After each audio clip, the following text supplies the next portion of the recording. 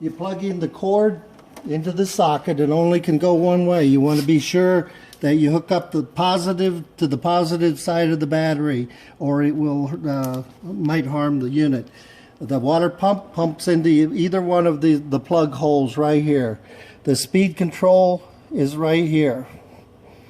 To put this the center leg mount in, there's a long pin on one end. You shove it to the left, and then this pin will fit in. You slide it back over to the short side.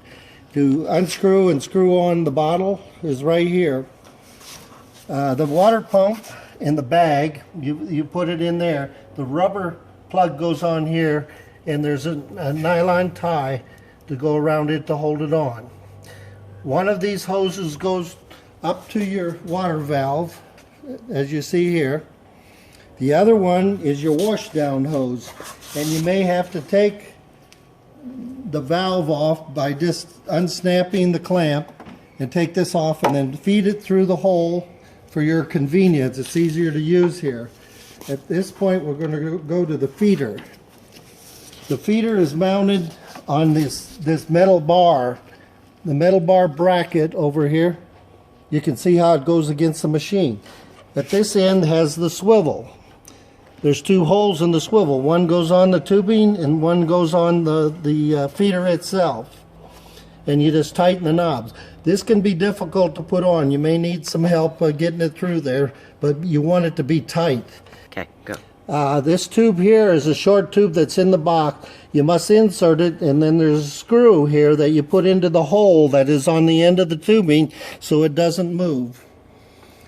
Now, over to the water valve. The water valve sits in the tank here. The spray sprays right down into the feeder. The valve is hooked over to the other valve on the machine itself. As you can see, it's just one hose right here. And this is the entry hose again from the water pump.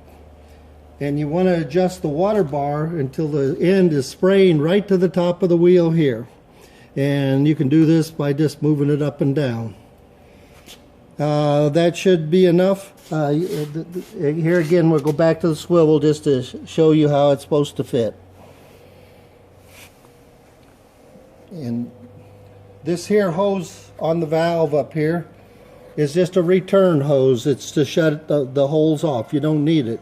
On the other one, you want one of these hoses go to the inside where the paddle is, and the other one to go in the rim.